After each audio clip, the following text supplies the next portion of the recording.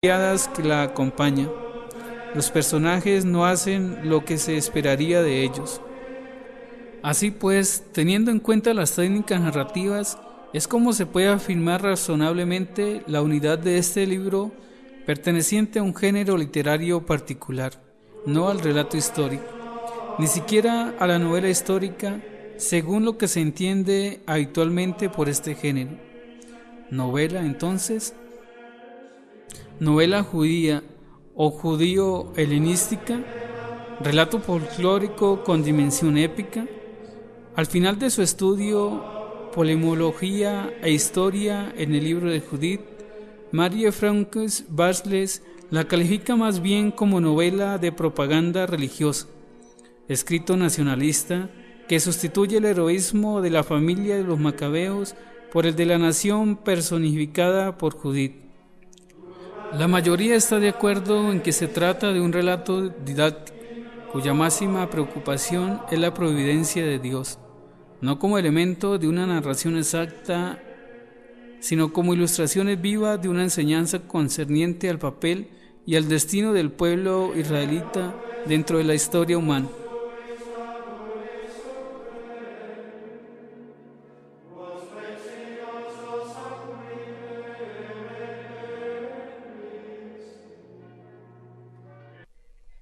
Ironía. Una de las razones por las que afirman muchos autores que el libro es equivocadamente comprendido es por estas tres clases de ironías que él tiene.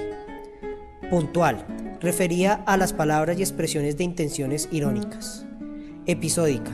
Cuando abarca episodios enteros como vemos en los capítulos 7 al 9. Temática. Refería a esos motivos irónicos que aparecen de vez en cuando, como es el caso de la relación verdad-mentira en el libro, con la cual, cuando Agior dice la verdad, no es creído, mientras que cuando Judith dice mentiras, disimula y engaña, sea creída sin sospechas. Dramatizada. En los personajes que son irónicos en sí mismos, ya al comienzo mismo del libro, se advierte esta ironía en la caracterización de Nabucodonosor, rey del mundo entero, que sin embargo no puede conquistar a Israel.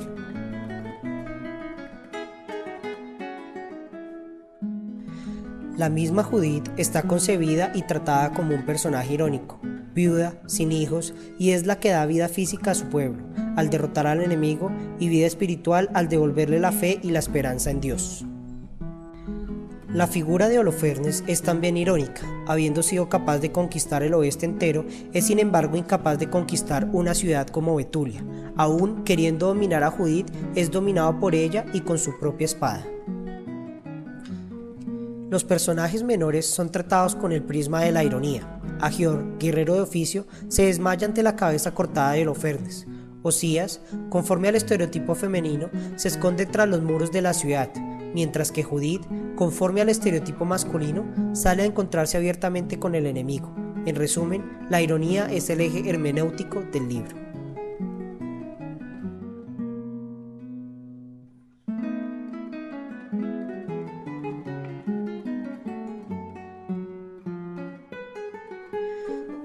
Prosa y verso, como si fuera escrito en momentos diferentes o al mismo tiempo.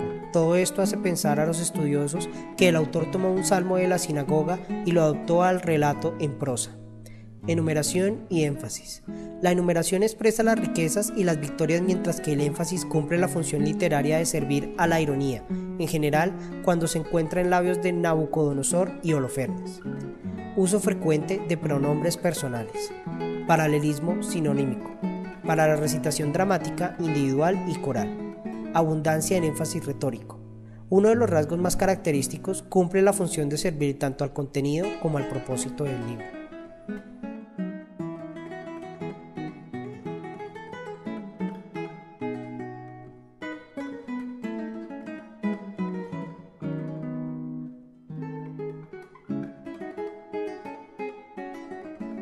En cuanto a la división, cabe distinguir dos partes en el libro: los antecedentes del asedio de Betulia y la victoria del pueblo judío. Las dos partes están bien ensambladas, formando una unidad, una sola pieza que impide considerar una de ellas, la primera periférica respecto a la otra. Ambas son necesarias e imprescindibles para la comprensión de la obra. Primera parte: Un poderoso enemigo amenaza con destruir a Israel. Entre ellos tenemos los preparativos de la expedición de Holofernes contra el occidente, victoria de Nabucodonosor sobre Arfaxad, el comienzo de la guerra, la llamada de Nabucodonosor a todos los pueblos, la victoria, la misión de Holofernes, el consejo de ministros de Nabucodonosor y la misión de Holofernes. Expedición de Holofernes en Occidente. Primera campaña. De Nínive a Damasco, en dirección a Judá. Israel se prepara para la guerra. Pánico en Judá. Resistencia al enemigo. Ayuno y oración. Consejo de guerra en el campamento de Holofernes. Acogida de Agior por los judaítas. Los preparativos del ataque a Betulia. El asedio de Betulia. Inspección de Holofernes. Consejo de los generales, operaciones militares, efectos sobre la población de Betulia y el plazo de 5 días antes de la rendición. Segunda parte. Judith y Holofernes. Entre ellos tenemos una viuda estimada llamada Judith, los proyectos de Judith, invitación de los jefes de Betulia, diálogo de Judith y los jefes de Betulia, oración de Judith, deseo de los jefes de Betulia para el éxito de Judith, partida de Judith y su criada, Judith y Holofernes, encuentro con la avanzadilla en el campamento militar, conversación con Holofernes, introducción, discurso de Holofernes a Judith, respuesta de Judith a Holofernes, banquete ofrecido a Judith, estancia en el campamento militar, invitación y preparativos, borrachera de Holofernes, decapitación, regreso a Betulia, proyectos de Judith ejecutados, conversión de Agior, llegada triunfal y acción de gracias, elogio de Judith por Osías, táctica militar de Judith, Agior y Judith, efectos de la muerte de Holofernes en el campamento asirio. El sumo sacerdote reconoce el triunfo de Judith. Regocijo popular. Cántico de acción de gracias de Judith. Invitatorio. Alabanza al Señor de la historia. Alabanza al Señor de la creación. Fiestas en Jerusalén.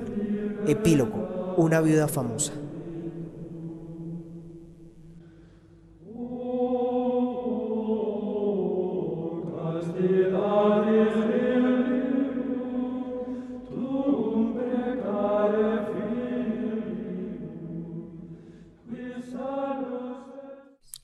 Primero, el que ha querido seducir a Israel para llevarlo a la idolatría es seducido y el Señor ayuda a los que le son fieles.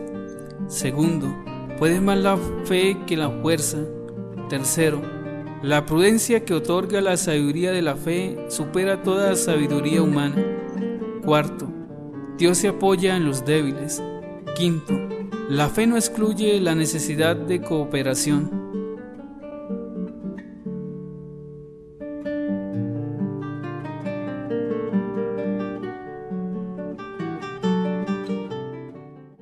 Dios sometió a Israel al crisol de la prueba, con el fin de tantear hasta dónde llegaba su fidelidad.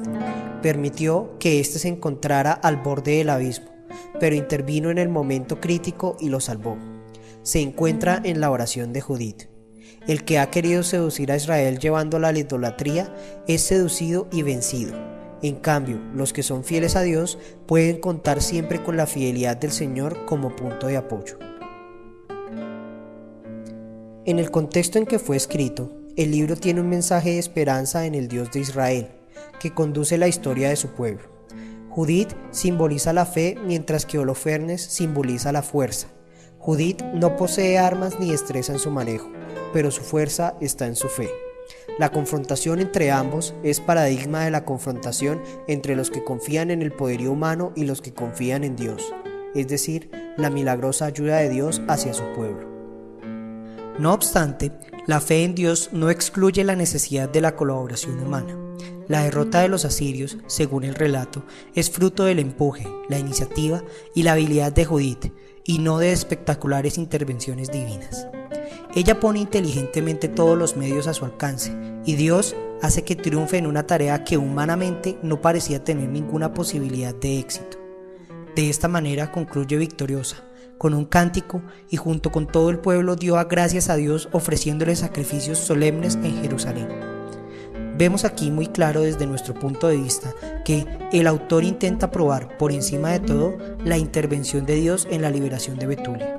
Dicho de otra forma, todo el libro se refiere al modo en que Dios puede utilizar un instrumento humano, Judith en este caso, para obtener el resultado perseguido.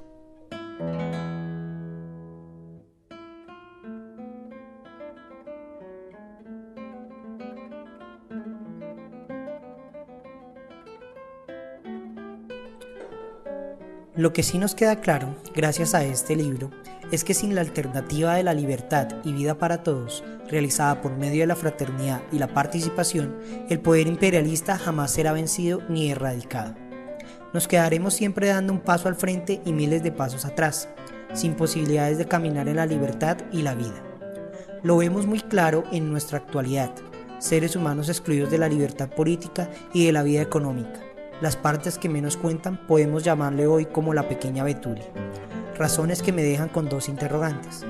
¿Cuántas Judith necesitamos para nuestra época? ¿Qué papel teológico juegan aquí los hombres? En cuanto a contenido moral y espiritual de este sublime libro, lo entenderá con gran provecho quien lo medite atentamente, pues no es el fin justificar a Dios con su poder, como si Él necesitara de nuestra propia defensa. Y no es esa la idea del libro, sino demostrar la providencia y fidelidad divina hacia su pueblo escogido mientras se conserve fiel a su Dios. Precisamente lo encontramos muy claro en Judith 9.